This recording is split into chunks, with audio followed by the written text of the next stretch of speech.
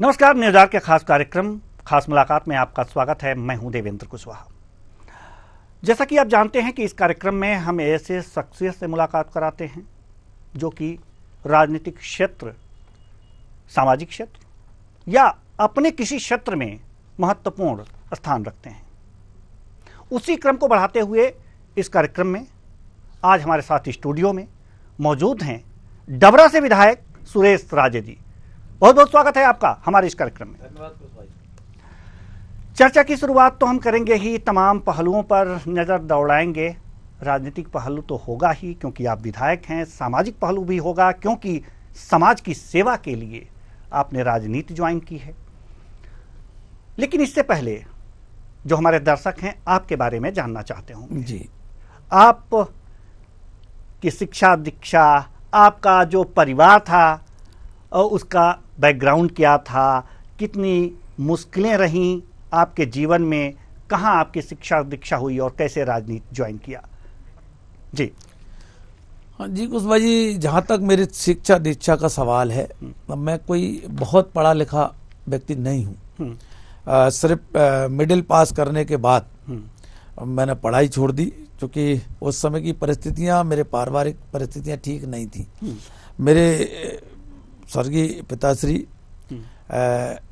सब्जी बेचने का एक छोटा सा कारोबार करते थे और वहीं से हमारा लालन पालन का सारा दारोमदार उनके ऊपर था।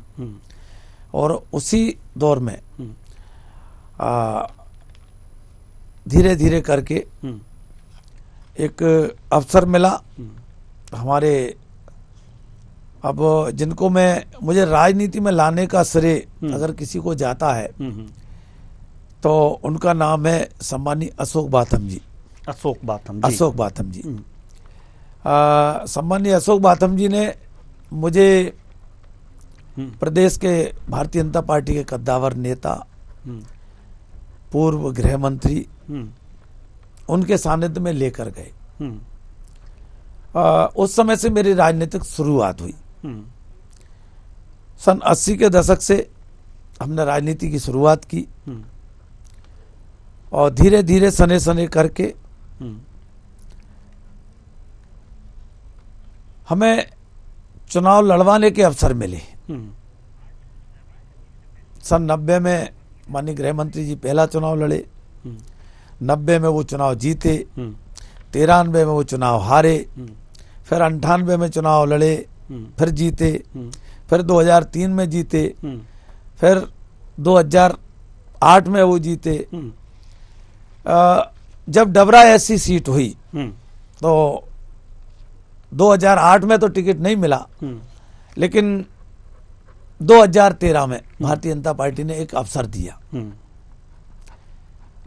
लेकिन 2013 में मेरे सामने वर्तमान में भारतीय जनता पार्टी की नेत्री और पूर्व में कांग्रेस में मंत्री रही श्रीमती इमरती देवी जी से मेरा मुकाबला हुआ। 13 में वो कांग्रेस से प्रत्याशी थी, मैं भारतीय जनता पार्टी से प्रत्याशी था। उस दौर में जिसकी हमें कल्पना नहीं थी, एक बहुत बड़े अंतर से, लगभग 32,000 वोटों से मैं उनके सामने चुनाव हारा। लेकिन मैंने कभी हार जीत को अपने उस पर चढ़ने नहीं दिया। हार और जीत ये राजनीति का अंग है। न मैं कभी हार से कभी विचलित हुआ, न जीत में कभी अति उत्साह हुआ। मैं कभी ऐसा अति उत्साहित भी नहीं रहा। तो जब ईश्वर ने जो दिया उसको ग्रहण किया और जब पार्टी ने जिम्मेवारी दी तो 2020 का उपचुनाव था। कोई कहता नहीं था कि इमरती जी से, उस शख्सियत से जिससे ये 32,000 से भारतीय जनता पार्टी के उसमें चुनाव हारा, और 2020 में क्या ये चुनाव कैसे जीत सकता है। लेकिन जनता जनार्दन है, ये भगवान है, यही फैसला करती है। और उस समय भी हमें एक बड़ी लंबी जीत की उम्मीद थी, लेकिन लगभग 8,000 वोटों से उस समय हम चुनाव जीते, 2020 का चुनाव। जी, जैसा कि आप चुनाव की बात कर रहे थे तो सीधे एमएलए के चुनाव की अगर जो बात करें तो क्या आपको सीधे एमएलए के चुनाव में पार्टी ने उतारा या इससे पहले नगर निकाय वगैरह वगैरह जो नहीं, छोटे मैं चुनाव? इससे पहले 2 बार नगर पालिका का चुनाव भारतीय जनता पार्टी के उस पर लड़ा और पार्टी ने उस समय मेरे पर भरोसा किया और मैं दोनों ही चुनाव हारा। और उसके बावजूद 2013 में पार्टी ने फिर मेरे पर भरोसा किया और विधानसभा का टिकट दिया। लेकिन पार्टी की सरकार तो बन गई। अच्छा, एक बात बताइए, ये 2013 में इमरती देवी और आप आमने सामने थे जी। ये भी खबरें आती हैं कि इमरती देवी आपकी समधन मानी जाती हैं। देखिए बिल्कुल, देखिए मैंने कहा ना, जो सामाजिक रिश्ते हैं उनका अपना महत्व है, मानने वाले के ऊपर है। रियल में जब मैं 13 का चुनाव लड़ा तब उनसे हमारे कोई सामाजिक रिश्ते तो थे लेकिन रिश्तेदारी जैसा कोई मामला नहीं था। अच्छा।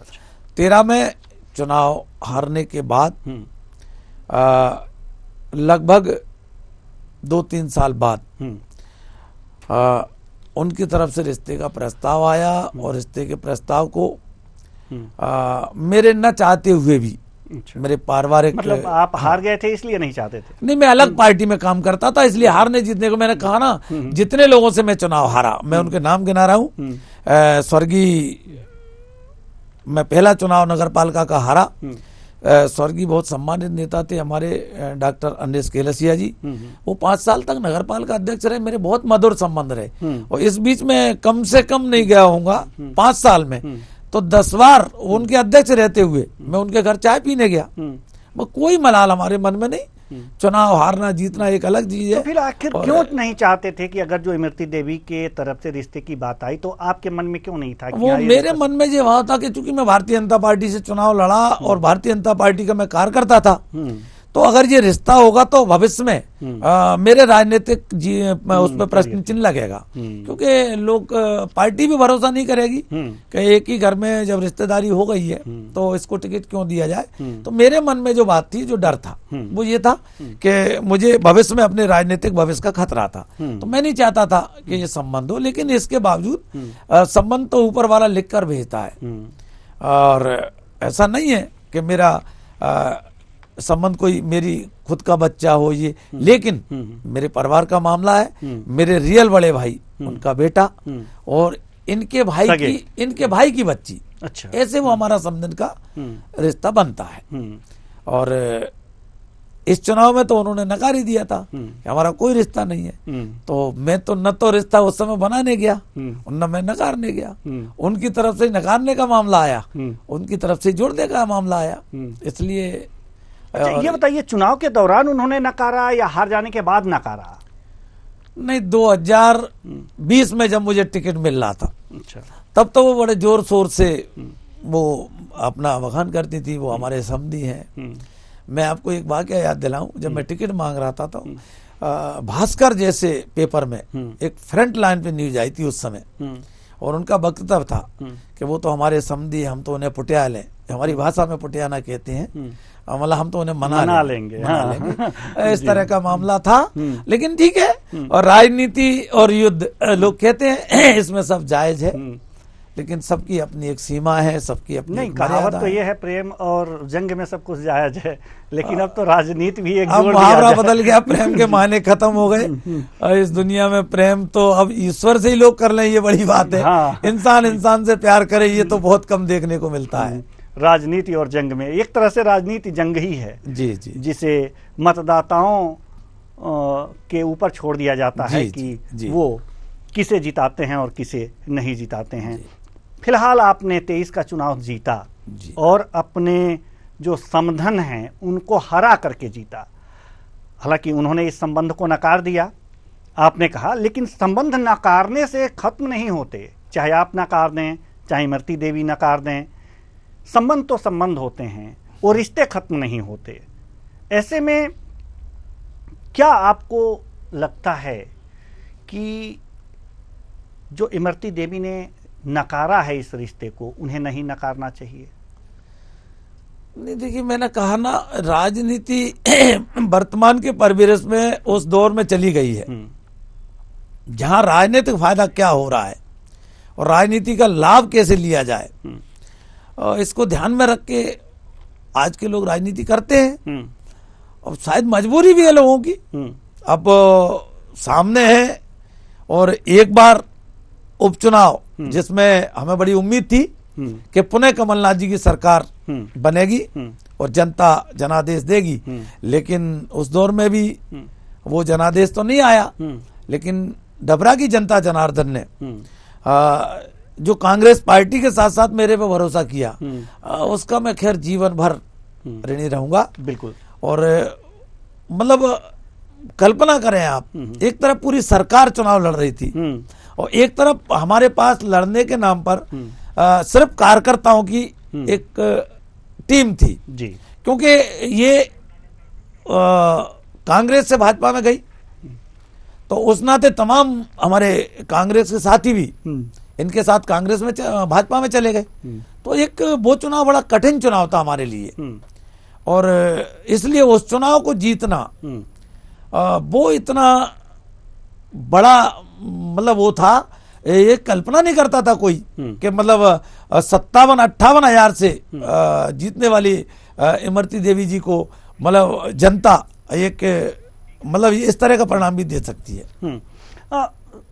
देखिए सवाल यहाँ पर यह है कि 2023 का चुनाव आपने जीता और जीत की खुशी तो सबको होती है, ठीक है, लेकिन जीता आपने, क्या इस जीत के प्रति आप इतने आश्वस्त थे कि हाँ हम जीत जाएंगे, लड़ रहे हैं तो जीतेंगे, या जीत आपको अप्रत्याशित लगी कि अरे यार हम तो जीत गए? सम्मानीय घोष भाई, हम 2020 में इतने आसानवित नहीं थे कि हम इतनी लंबी लीड से जीतेंगे। अच्छा। लेकिन 2023 का चुनाव हम नहीं, हमारी जनता, हमारा कार्यकर्ता, चाहे हम व्यापारी वर्ग में जाएं, चाहे हम जो है मजदूर वर्ग में जाएं, चाहे हम कर्मचारी वर्ग में जाएं, ये जनता कहती थी कि डबरा इस बार जो पिछला रिकॉर्ड है इमरती देवी जी का 56-57 हजार से जीतने का, कांग्रेस पार्टी मतलब कांग्रेस पार्टी यानी सुरेश राजे उसका रिकॉर्ड तोड़ने जा रहे हैं। लेकिन जब परिणाम आए तो ये परिणाम बड़े अप्रत्याशित हैं, जिसको आज तक न तो क्षेत्र की जनता की समझ में आ रहा है, मैं तो आपके सामने बैठा हूं तब भी मेरी समझ से बहुत परे है कि ये इतना चुनाव नेट टू नेट कहां से पहुंचा। दूर दूर तक इसकी संभावनाएं नहीं थी कि मतलब कोई इस तरह का चुनाव भी है। ये इस तरह का मैच था, आपने देखा हो कभी हिंदुस्तान पाकिस्तान का मैच देखा हो, मैच भी 2020 देखा हो, तो इसमें हर बॉल पे धड़कन बढ़ती है, हर एक बॉल के बाद ये समझ में आता था कि क्या होने वाला है। और ये चुनाव इस तरह का चुनाव था। और अभी जब मैं आपके सामने बैठा हूं तब भी उस चुनाव का जब वो सिनेरियो मेरे दिमाग में आता है, उतार चढ़ाव जब समझ में आता है, तो मैं आज भी समझ से परे है मेरे कि ये बहुत बड़ी बात है कि इतना संघर्षपूर्ण चुनाव और जनता ने ठीक है कुल मिला के जिता दिया। और एक कहावत है, जो जीता वो सिकंदर, मैं फिर भी जीता वही सिकंदर। मैं अपने आपके माध्यम से बिल्कुल अपने डबरा की जनता जनार्दन को, अपने वरिष्ठ नेतृत्व को और उन मेहनतकश कार्यकर्ताओं को, आप विश्वास नहीं करोगे, मुझे इस आपके चैनल पे बोलने में ये फक्र है कहने में कि उस कार्यकर्ता ने सिर्फ कार्यालय पर चाय और नाश्ते में मेरा पूरा चुनाव निकाला है। मैं दिल से धन्यवाद दूंगा अपनी जनता जनार्दन को भी और पूरे कार्यकर्ता और वो सब वरिष्ठ नेतृत्व जो इस पूरे चुनाव को लीड कर रहा था। जी, एक सवाल और हम आपसे इससे संबंधित पूछेंगे, उसके बाद आप जनता की बात कर रहे हैं तो थोड़ी सी जनता की बातें भी करेंगे, लेकिन उससे पहले आपको ये डर नहीं लग रहा था जैसे चुनाव परिणाम आने के बाद ईवीएम पे सवाल उठने शुरू हो गए, तो आपको ईवीएम का डर नहीं सता रहा था? चुनाव से पहले तो कोई डर नहीं था, चुनाव से पहले कोई डर बिल्कुल नहीं था, मन के किसी कोने में डर नहीं था कि ईवीएम का कोई खौफ मन के किसी कोने में हो। लेकिन जो परिणाम आए हैं उससे जरूर अब ये खतरा बढ़ गया है कि अगर इसी तरह के परिणाम आएंगे तो इस लोकतंत्र का क्या होगा और इस देश के संविधान का क्या होगा, ये बहुत बड़ा प्रश्न है। अब हम नहीं, चलो मैं तो चुनाव लड़ रहा था, मैं कह रहा हूं आप क्षेत्र की जनता से सवाल करो। अभी एक काम करें आप, चुनाव के पहले तो तमाम सर्वे होते हैं। मैं कह रहा हूं ये चुनाव निकल गया, इसके बाद सर्वे करा लो आप। सर्वे में वही निकल कर आएगा जो जनता चाहती थी जी। जनता खुद हैरान है कि जहां हम 50,000 से कम कोई नहीं कहता था, हमारे विरोधी भी कहते थे 25-30 हजार से कम जीतोगे। अब जब हम 2-2.5 हजार से चुनाव जीते हैं, हम हालांकि हमारे शुभचिंतक हमारे इष्ट मित्र ये कहते हैं कि आप गलत फहमी हो कि आप 2,000 से चुनाव जीते हो। इस चुनाव को आप यूं देखो कि आप 50,000 से ऊपर चुनाव जीते हो, तो जो भी है। लेकिन ईवीएम मैं फिर आपके चैनल पे कहूंगा, जब जनता नहीं चाहती कि ईवीएम देश में बंद होना चाहिए, तो जनता ही तो वोट डालती है। वोट कौन डालता है? जब जनता ही नहीं चाह रही कि ईवीएम से चुनाव होना चाहिए, नेताओं की छोड़िए, हमारी छोड़िए कि हमको भरोसा है कि नहीं है, वो जनता को भरोसा नहीं है जो चुनाव में वोट डालने जाती है। तो इसलिए ईवीएम तो जो भी है सुप्रीम कोर्ट में भी चल रहा है, जो नतीजा आता है अगर जो भी आए, लेकिन मेरे को भरोसा है कि एक दिन जनता जो है इसको नकारेगी और पुनः हम जो है बैलेट पेपर पर हमारा देश जाएगा, ये मेरे को पूरा भरोसा है। चलिए, ये तो भविष्य की बात है कि बैलेट पेपर पर जाएगा या नहीं जाएगा, लेकिन जिस जनता ने आप पर विश्वास किया, डबरा की अगर जो बात करें तो वहां पर सबसे ज्यादा अगर जो जनसंख्या है अनुसूचित जाति की है, अगर मैं गलत नहीं हूं तो जी, और ऐसी सीट भी है। उसके बाद ब्राह्मण का नंबर आता है, उसके बाद मुस्लिम का नंबर आता है जी। कुल मिलाकर के अनुसूचित जाति वर्ग के लिए जो वहां पर काम अभी तक नहीं हुए हैं, यानी कि अनुसूचित वर्ग के लिए आप विकास के बारे में जरूर आपने सोचा होगा कि अगर हम जीतेंगे तो हम अनुसूचित जाति वर्ग की ये समस्याएं हैं, सबसे पहले उनसे उनको निजात दिलाना है। क्या आपने सोचा था या फिर जीतने के बाद सोचे होंगे? तो उनके विकास के लिए आपके दिमाग में रोड मैप क्या है और सबसे पहले उनकी समस्याएं क्या हैं? देखिए कुशवाहा जी, वैसे हमारा क्षेत्र एससी वर्ग में जरूर हुआ है, लेकिन हमारे क्षेत्र की जो पृष्ठभूमि है मतलब एक इस तरह की मैं कहूं कि शायद प्रदेश में बहुत कम जगह इस तरह की होंगी जहां हमारे यहाँ जातवाद को बहुत कम स्थान है। हमारे क्षेत्र की पूरी की संरचना इस तरह की है जहां सभी वर्ग एक दूसरे का सम्मान के साथ जीवन यापन करते हैं। वो प्रदेश कई जगह ऐसी दुर्भाग्य चीजें आज भी है, दुर्भाग्यशाली, जहां इनको बहुत ज्यादा महत्व दिया जाता है या सभी वर्गों का सम्मान हमको भी मिलता है, हमारे वर्ग के लोग भी देते हैं। इससे पहले जब सीट सामान्य थी तब भी एससी वर्ग का वोट अपने आप में अहमियत रखता था, और जब सीट एससी वर्ग के लिए आरक्षित हुई तो उसका अपना महत्व है। लेकिन मैंने कहा कि ये वर्ग अन्य सीटों पर भी अपना एक बहुत बड़ा प्रभाव रखता है। तो अब आपका दूसरा सवाल है कि इस वर्ग के लिए, भलाई के लिए हमने क्या रोड मैप मन में तैयार किया, पहले या बाद में? पहले तो इस तरह का कोई हमारे मन में विचार नहीं था, लेकिन जीतने के बाद जो आपने कहा है कि ये मन में एक भाव है और मन को लगातार हमारी कोशिश भी है कि यहाँ इस वर्ग के उत्थान के लिए जो अच्छी चीजें हो सकती हैं, जैसे उस वर्ग के गांव में अच्छे सामुदायिक भवन हो जहां जनता को परेशान न होना पड़े। विशेषकर अब एक दौर चल गया है, पहले शादी ब्याह घर से होते थे गांव में भी, अब गांव के अंदर भी स्थिति ये बन गई है कि हर व्यक्ति गार्डन की तरफ भाग रहा है। तो एक मूलभूत सुविधाएं हमारे क्षेत्र में इस वर्ग की जनता को विशेषकर मिले, सभी को मिले। लेकिन चूंकि अब एससी वर्ग में गरीबी ज्यादा है और बहुत बड़े जमीन वाले कभी हमारे वर्ग के लोग रहे नहीं, और हमारा वर्ग विशेषकर मजदूर वर्ग रहा है, तो इस मजदूर वर्ग की चिंताएं वहाँ पहले से बहुत बड़ा एक शुगर फैक्ट्री हुआ करती थी। दुर्भाग्य वो पटवा जी की सरकार के समय में और उसका जो पतन होना शुरू हुआ, फिर आखिरकार वो बंद ही हो गई। अब वो सरकारी कोई हमारे यहाँ उपक्रम है नहीं, लेकिन हमारे यहाँ मजदूरी के स्कोप आज भी बहुत है। तमाम हमारे यहाँ तो आप शुगर फैक्ट्री की बात कर रहे थे। हाँ जी, तो शुगर फैक्ट्री अगर जो आपके क्षेत्र में होगी तो वहां पर गन्ना बाहुल्य इलाका होगा, ऐसा माना जा सकता है जी। तो गन्ना किसान वहां पर होंगे। गन्ना किसानों की तो समस्याएं अब बढ़ गई होंगी क्योंकि शुगर फैक्ट्री बंद हो गई, तो फिर उन गन्ना किसानों का गन्ना जाता कहाँ होगा? नहीं, अब क्या है, एक बदलते दौर में ये हमारे डबरा शुगर फैक्ट्री बंद हुई जी, तो हमारे यहाँ उसका एक उपक्रम है सांकनी पे वो एक प्राइवेट सेक्टर, ये भी प्राइवेट सेक्टर ही था जो डबरा का था, लेकिन वो बड़ा प्लांट था एशिया में, और डबरा की शक्कर मशहूर थी, देश में नहीं एशिया में इस तरह की शक्कर बनती थी। लेकिन समय के रहते दुर्भाग्य रहा डबरा का, वो फैक्ट्री बंद हो गई, बर्बाद हो गई।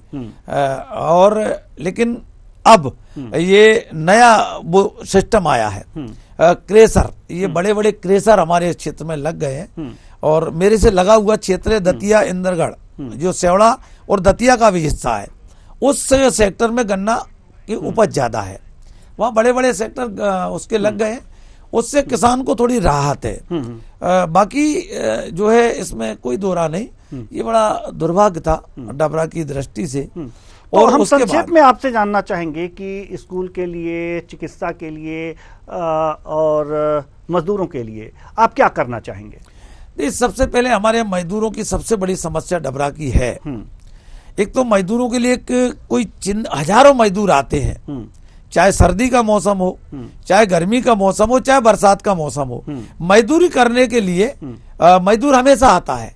तो हमारे एक चौराहा है अग्रसेन चौराहा, अग्रसेन चौराहे के पास आकर वो मजदूर खड़े हो जाते हैं। तो जब तक दुकानदार की दुकान नहीं खुलती तब तक मजदूर खड़े रहे तो दुकानदार को ऑब्जेक्शन नहीं है, लेकिन जब वो अपनी दुकान खोलता है उसके बाद हमारे पास मजदूरों को बैठने की व्यवस्था, खड़े होने की व्यवस्था जहाँ चिन्हित जगह नहीं है डबरा में। मेरा एक सपना है कि उन मजदूरों के लिए सबसे पहले मैं एक वो जोन बना के दूं, एक निश्चित स्थान जहां लोगों को पता चले कि यहाँ मजदूर हमारे को मिलेंगे। अगर मजदूरी लेट भी मिलती है, सुबह जल्दी आ जाते हैं कुछ लोग, अब वो फिर 10 बजे के बाद दुकान खुल जाती है तो वो दर दर इधर उधर झांकते हैं। और ये मेरा सपना है सबसे पहला, और मैंने ये विधानसभा में भी ये मामला ले गया हूँ कि ये जो है बहुत जरूरी है डबरा के मजदूरों की दृष्टि से। दूसरा शिक्षा की बात करें जी। हाँ, शिक्षा के क्षेत्र में बहुत बड़ी जरूरत है मेरे डबरा को एक कन्या महाविद्यालय की। आजादी के पहले का कन्या विद्यालय है और तब के दौर में और अब के दौर में जमीन आसमान का फर्क है जी। एक कन्या महाविद्यालय डबरा के लिए बहुत बड़ी महती आवश्यकता है और लगभग 50-55 किलोमीटर के आसपास हमारा सीधा पड़ता है ग्वालियर जी। हमारा भितरबार भी लगा है, हमारा चिनौर भी लगा है, ये पूरा 2-3 विधानसभाओं को लगा हुआ क्षेत्र है, या दूर दूर तक कन्या महाविद्यालय नहीं है। तो मेरी सपना भी है, मेरी मांग भी है और मेरे को पूरा भरोसा है कि इस अवधि में जो दूसरा अवसर मुझे 5 साल का मिला है इसमें कन्या महाविद्यालय और मजदूरों की जो समस्या है वो और इससे बड़ी और एक समस्या है कृषि प्रधान क्षेत्र है हमारा डबरा और इसकी जीवनदानी नहर है हरसी नहर। ये हरसी नहर आजादी के पूर्व में बनी थी और तब से इसमें सिंचाई का ये मुख्य साधन है और ये लंबे समय से इसका जीर्णोद्धार नहीं हुआ। मतलब वो बनी है तमाम जगह से, उसमें कई बार आपने को देखने को मिला होगा कि नहर जब हमारी फूट जाती है, अभी जब मैं आपके सामने बैठा हूं तो इस बीच में 3 बार नहर फूटी बीच में, तो नहर फूटने के कारण जो पानी 1 महीने पहले मिलना था उस पानी के लिए आज भी मेरा अन्नदाता किसान परेशान है। तो इसकी मरम्मत भी समय रहते हो जाए, यही सपना है, इस तरह की दिक्कतें सामने ना आए। अंत में हम आपसे चाहेंगे कि अपनी क्षेत्र की जनता के लिए आप कुछ संदेश देना चाहेंगे? हाँ, बस देखिए, मैं अपने क्षेत्र की जनता से यही निवेदन करूंगा, यही मेरा संदेश है कि जो हमारे डबरा का एक इतिहास रहा है, सब साथ में इतने प्रेम भाव से रहते हैं, इतना सौहार्दपूर्ण वातावरण है हमारे डबरा का, आप दूर दूर तक ये महसूस नहीं कर सकते कौन किस वर्ग से आता है। यहाँ उतने ही प्यार से दिवाली मनाई जाती है जितने प्यार से ईद मनाई जाती है। ये हमारे डबरा का सौभाग्य है और मेरा यही संदेश है आपके चैनल के माध्यम से कि इस सामाजिक समरसता के वातावरण को हम कैसे बनाकर रखें, और यही मेरा निवेदन है जी, यही मेरी कामना है जी। तो सामाजिक समरसता को बनाए रखने का संदेश आपने अपनी जनता को दिया। वास्तव में ये एक बहुत बड़ा संदेश है और यही भारत की एक उत्कृष्टता कहा जा सकता है, ये है। तो इन्हीं सब सवालों और जवाबों के साथ बहुत बहुत धन्यवाद आपका। आप हमारे स्टूडियो आए और हमसे बातचीत किए और तमाम बातों की जानकारी भी दी और ये भी बताया कि विकास के कौन कौन आयाम आप स्थापित करने वाले हैं अपने क्षेत्र में। तो कुल मिलाकर के आपने देखा कि हमारे साथ आज इस खास मुलाकात में हमारे डबरा, मध्य प्रदेश के डबरा विधानसभा क्षेत्र से विधायक सुरेश राजे जी हमारे साथ थे और उन्होंने अपनी बातें आप लोगों के समक्ष रखी। तो फिलहाल खास मुलाकात में आज के लिए बस इतना ही। मुझे दीजिए इजाज़त। नमस्कार।